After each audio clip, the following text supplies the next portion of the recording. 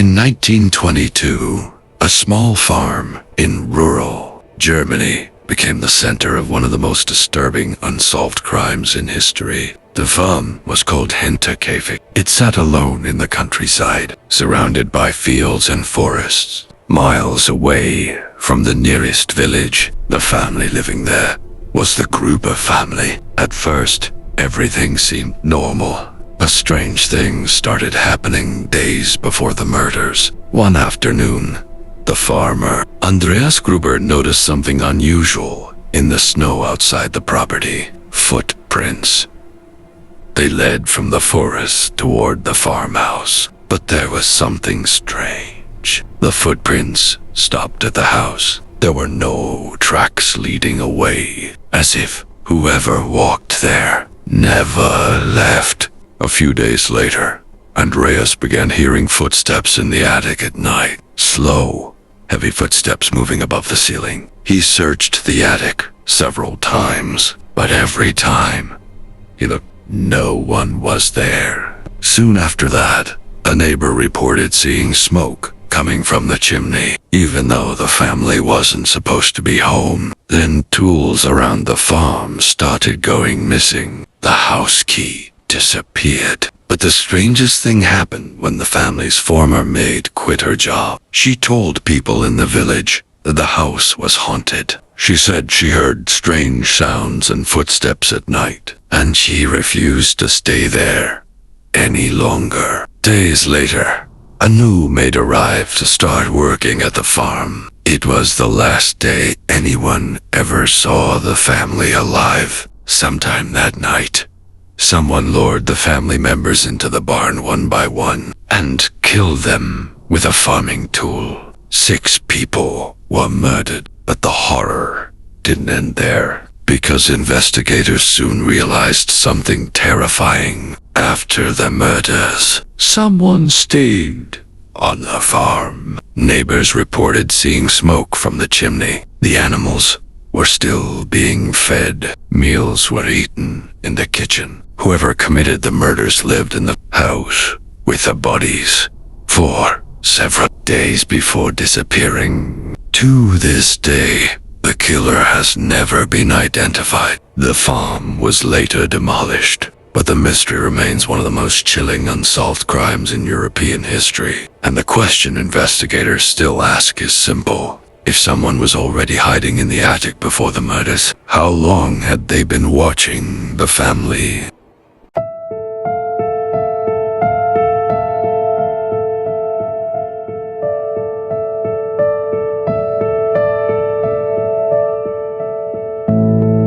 In the early 1980s, a family living in a quiet town in Massachusetts began noticing strange things happening in their home.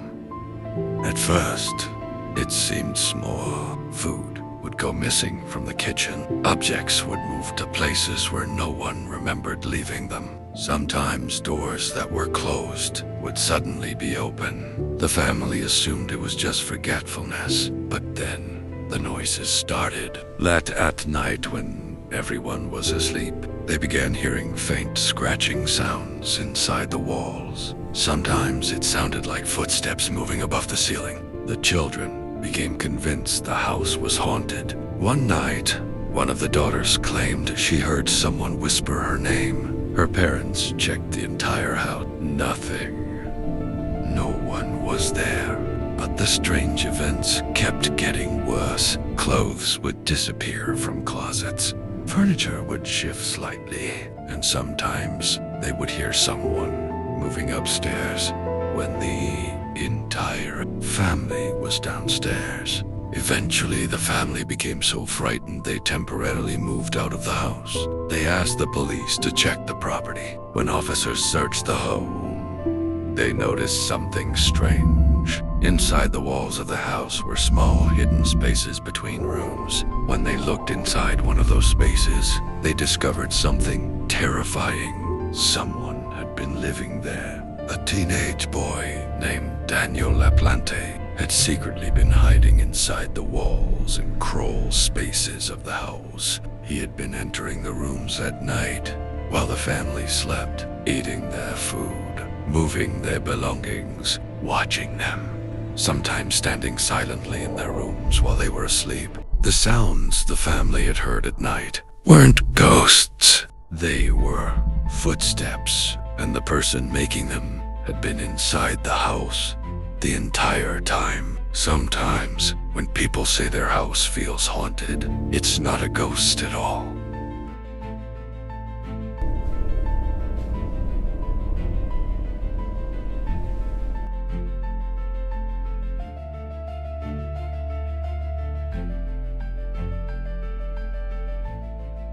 On the evening of October 21st, 1978, a young pilot named Frederick Valentich took off from a small airport in Australia. He was only 20 years old. His flight was supposed to be simple, a short training trip across the water near the dark stretch of ocean known as the Bass Strait. The weather was calm. The sky was clear.